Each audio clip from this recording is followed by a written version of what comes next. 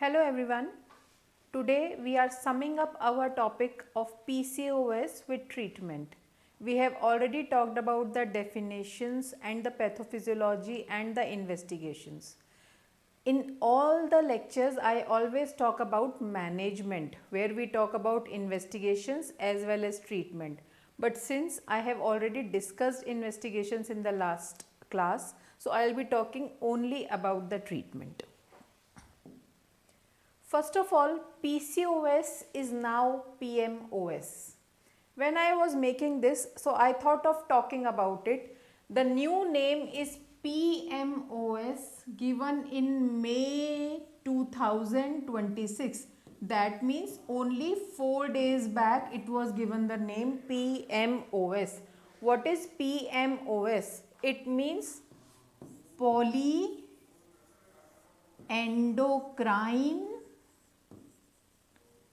metabolic ovarian syndrome.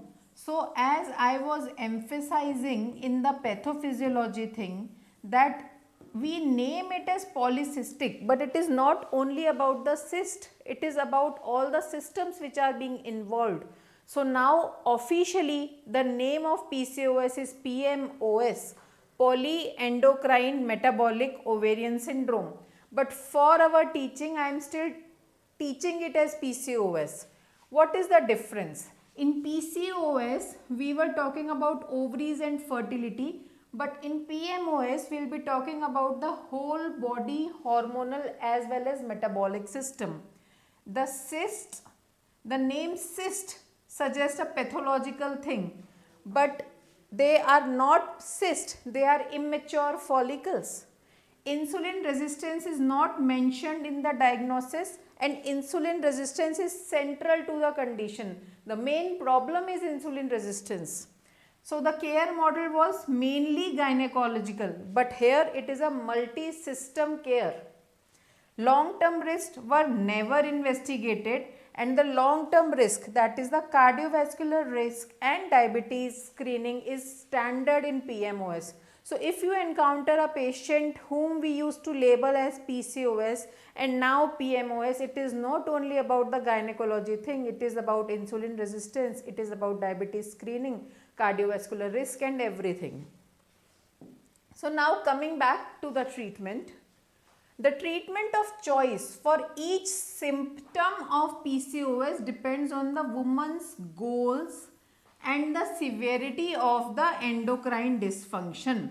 Why so? Because PCOS or PMOS is a syndrome, is a complete metabolic disorder. We cannot treat it permanently, we can manage it.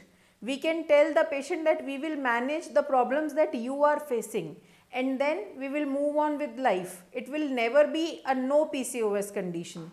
So what are the woman's goals in life? Whether she wants her regular periods, whether she wants to lose weight, whether she wants to get rid of her acne, or whether she wants to become pregnant. The treatment depends on what the woman is suffering with and the severity of the endocrine dysfunction.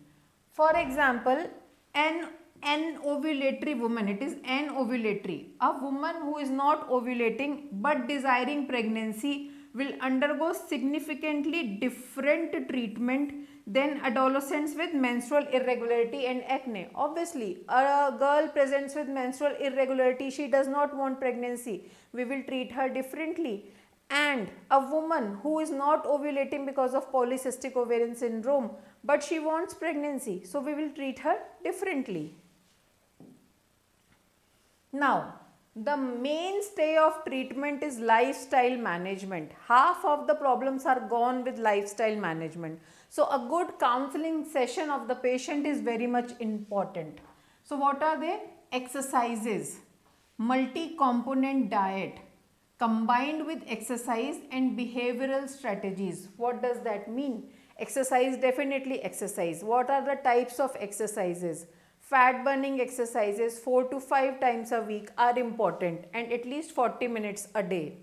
Multi-component diet, it should be less carbohydrate and more of a protein.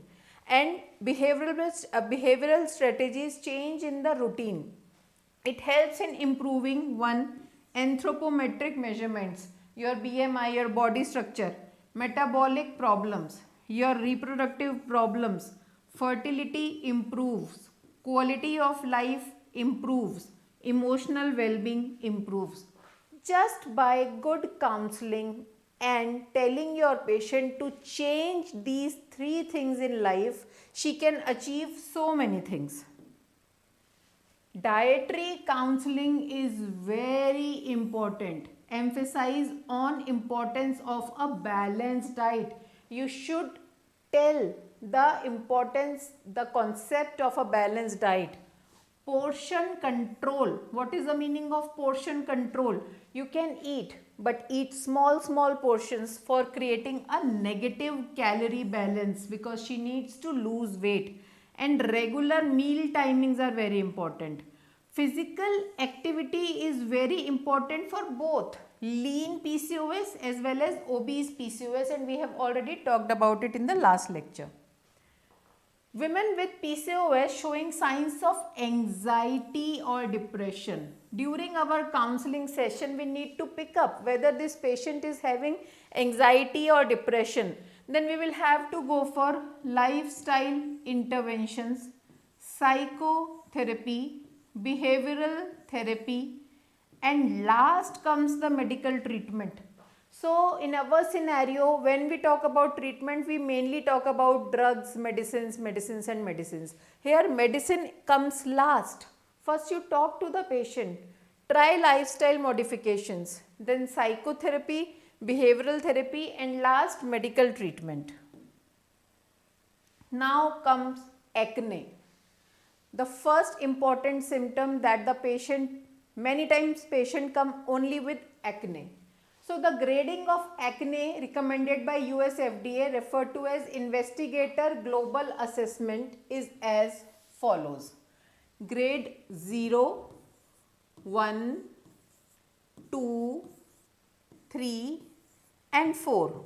We will take an overview that once you are examining a patient, how will you differentiate in the acne. Grade 0 is mainly clear skin which is devoid of any inflammatory or non-inflammatory lesion. Mainly clear skin. Grade 1 is almost clear. What does that mean?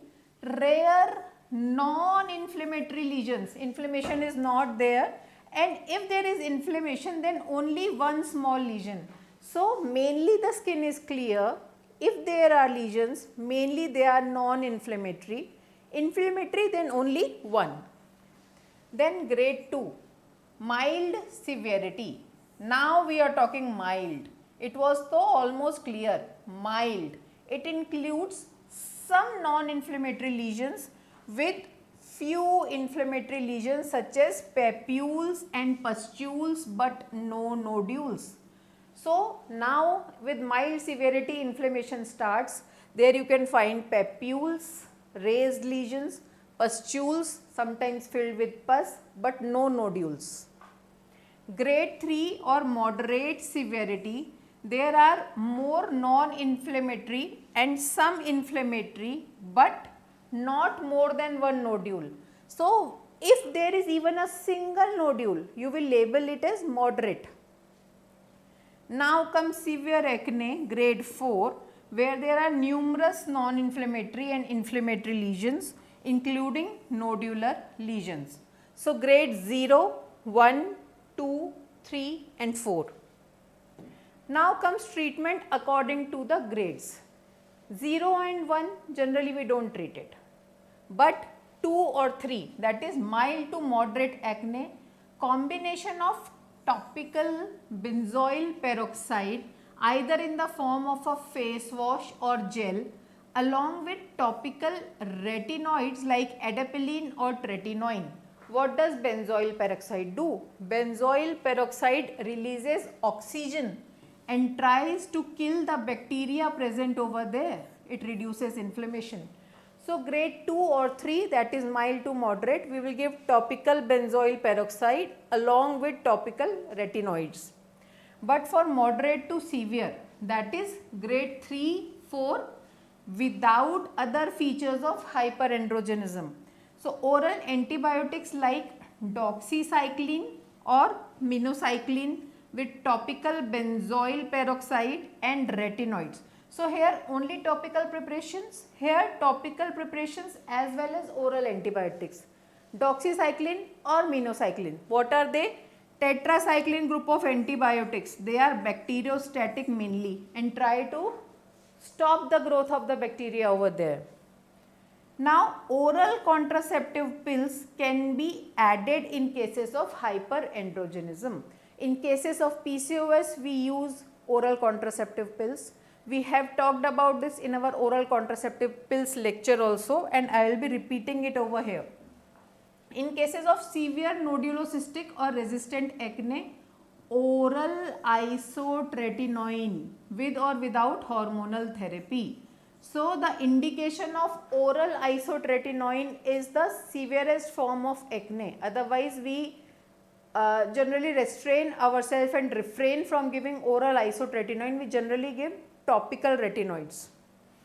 All these grades of acne can be supplemented by azelaic acid, salicylic acid or other cosmetic procedures if we find that already the patient has developed scarring due to some reason. So we can add azelaic acid, salicylic acid or other cosmetic procedures. What do retinoids do? Main names are very commonly used are adapalene, tretinoin, tazarotene, triferrotene. They work on RAR, beta and gamma receptors. What are RAR, beta and gamma receptor? Retinoic acid receptors, and they improve the follicular keratinization and reduce the inflammatory lesions. We are basically worried about the scarring and the problems from the inflammatory lesions. So at the end we try to reduce the inflammation. Now role of oral contraceptives. Oral contraceptive pills, very important.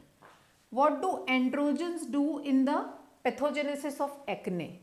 We know that they increase the production of sebum and cause alteration in the composition of the lipids, which incites inflammatory reaction. So if the woman is having more androgens, more sebum production, more problem with the lipids and more inflammation. What do OC pills do? We know oral contraceptive pill, they reduce the gonadotrophins from in the body and resulting in decreased androgen secretion from the ovaries. Moreover, they have anti-androgenic effect on the sebaceous glands itself. So generally we use third generation progestins. They are very helpful as anti-androgens. Desogestrel, gestodine, third generation OC pills we have talked about in OC pills lecture. So if we want to add hormonal therapy as in cases of hyperandrogenism, we will prefer third generation progestins, and otherwise we can use spironolactone or cyproterone acetate as they themselves are strong anti-androgens and they are the preferred agents. Mainly cyproterone is the most preferred agent. Treatment with OC pills should be continued for at least 3 to 6 cycles to get good results. Now hirsutism. Till now I was talking about lifestyle management in general, and then specifically we talked about acne. Now I am talking about hirsutism. So mainly oral contraceptive pills with or without anti-androgens for at least 6 to 9 months. That is mainly spironolactone containing or cyproterone acetate containing. Laser hair reduction for dark hair and electrolysis for grey hair. So what I want to emphasize that treatment of PMOS is multi-departmental. It is not only gynecological. Here we need the dermat people also to help us in laser, in electrolysis. Now acanthosis nigricans. As we talked in our last lecture that acanthosis nigricans is mainly insulin resistance. So here the mainstay of treatment is weight reduction with metformin, which is an insulin sensitizer, and the treatment of other underlying PCOS side by side. Weight reduction with metformin is the most important. Topically at the skin lesions, we can use tretinoin 0.05 to 0.1%, and other cosmetic treatments can be offered as per patient's demand. Now, female pattern hair loss. These are all things, all the symptoms of PCOS. So, topical minoxidil 5% application helps in improving a female pattern hair loss, and here again OC pills with anti-androgen. In short, if we want to help our patient who is showing all the features of hyperandrogenism and insulin resistance, oral contraceptive pills, either third generation or with anti-androgens like spironolactone and cyproterone acetate, are the mainstay of treatment. Now comes the derma people. Low level of light therapy and PRP. PRPs are now the upcoming thing. What is this? Platelet rich plasma. After centrifuging patient's own blood, we take out the platelet rich plasma and then infiltrate in the lesions so that they improve. In toto, for everything, acne, hirsutism, acanthosis, everywhere, we can take the help of cosmetic procedures like lasers, chemical peels, PRP. These are not the mainstay. The mainstay remains lifestyle management, then comes medical therapy, and last comes the cosmetic therapy. Now, insulin sensitizers. As I was talking, it is now PMOS. So, we need to improve the metabolic disorders, and it is a vicious cycle. Insulin resistance, increased problems, increased insulin resistance. So, somewhere we need to break this cycle. Metformin is the drug of choice, and inositols, which is a weak insulin sensitizer, can also be used, but generally in conjunction with metformin. A combination of both metformin as well as myo-inositol offer better results, but still metformin is the mainstay of treatment for insulin resistance.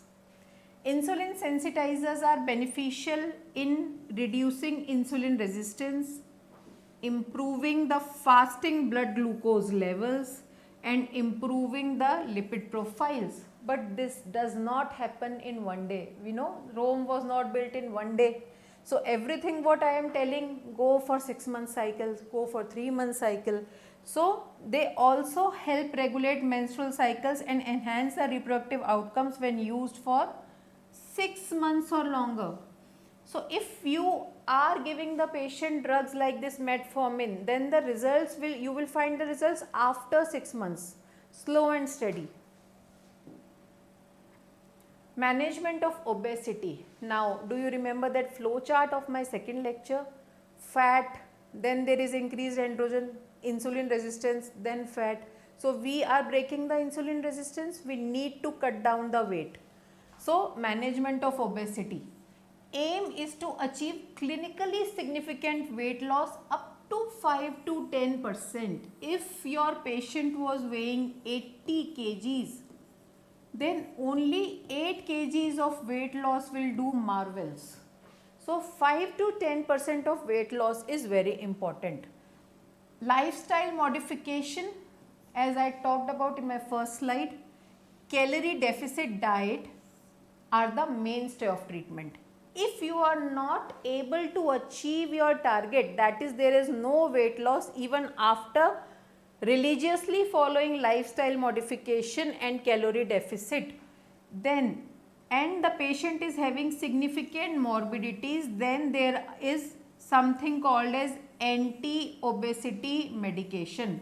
Then and only then we add anti-obesity medications, because every medication has its own contraindication as well as side effects. So here is a chart or a table where I will be talking about the main anti-obesity medicines. Number 1, Orlistat. Number 2, Phentermine or Topiramate. Number 3, Liraglutide. Number 4, Semaglutide. Liraglutide, semaglutide are new in market, but right now they are very much in use. Orlistat, mechanism of action, decreased absorption of lipids. whereas liraglutide, semaglutide are GLP-1 agonists. So what are the contraindications? If you are using orlistat, then any chronic malabsorption syndrome, if there is already any malabsorption in the patient, you cannot use orlistat. But one thing, very beautifully they have mentioned pregnancy as a contraindication in every drug. So if your patient comes to you for infertility and you want her to reduce weight, try not to use these drugs, because we don't want her to become pregnant on these drugs, right? But still, if there are morbidities and you need to add on these drugs, then be very, very careful. Now comes topiramate. Then there is a long list, so we can skip this. Liraglutide and semaglutide are mainly medullary thyroid carcinoma or any sensitivity to the drug. Otherwise, pregnancy, pregnancy, pregnancy, pregnancy. Don't give in pregnancy. Orlistat is considered as one of the safest drugs.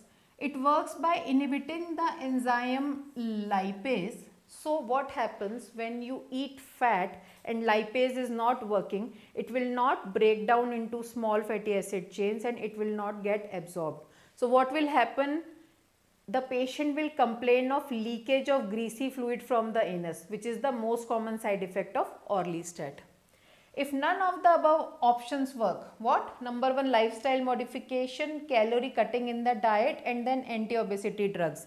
Then we can go for bariatric surgery also, but everything has some side effects of its own. Now, management of infertility. Lifestyle modification, lifestyle modification and lifestyle modification. What I talked in the foremost slide, that the whole mainstay of treatment of PCOS is lifestyle modification. So first of all, weight loss. Loss of 5 to 10% of the body weight in overweight and obese patients is highly helpful. And ovulation induction is associated with better results, because we know that the main cause of infertility in cases of PCOS is chronic anovulation. So we want the patient to ovulate. Now there are so many agents available, but these are the agents of choice. Number one is the letrozole. What is this?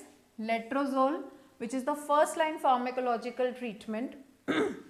Then comes clomiphene citrate. If letrozole is not working, then we can come to clomiphene citrate. Letrozole is basically aromatase inhibitor, whereas clomiphene citrate is a SERM or selective estrogen receptor modulator. Earlier, we used to use clomiphene citrate as a drug of choice for anovulation, but right now we are using letrozole. Why? Because clomiphene gives rise to multiple pregnancies because of the formation of so many ovum at the same time, and it has a negative impact on the endometrium. So because of only these two reasons, now we are using letrozole as the drug of choice, because it has no negative effect on the endometrium, as well as mostly it gives rise to singleton pregnancies. So first line of ovulation induction is letrozole. If it is not working, then clomiphene citrate. We start from 2.5 mg and go up to 7.5 mg of dose, and here maximum dose which is allowed is 150 mg. Metformin, which is an important insulin sensitizer, if you add metformin with these agents, it gives you marvelous results. If letrozole not working, clomiphene not working, adding metformin not working, then we come down to gonadotrophins. Gonadotrophins are injectables and we have to monitor very, very closely, because we can land up in OHSS, ovarian hyperstimulation syndrome. So we don't want OHSS. Try with these simple agents. If not working, then we come to gonadotrophins. Now there is something called as laparoscopic ovarian drilling, which is now a query. Earlier we used to do laparoscopic ovarian drilling. We used to puncture the ovaries. 4 punctures, for not more than 40 seconds. We used to puncture the ovary so that it reduces, the central area reduces and the ovaries start ovulating. But right now it is a query that whether we should go for laparoscopic ovarian drilling or whether we should go for ovulation with gonadotrophins. So if somebody asks you what is the surgical management, only then generally we mention laparoscopic ovarian drilling, because it is generally the last option. If none of the above things are succeeding, then intrauterine insemination or in vitro fertilization or IVF should be offered to the patient. So with this I finish off the treatment, and treatment is basically patient tailored. What are the main complaints, and accordingly we treat the patient. Thank you so much.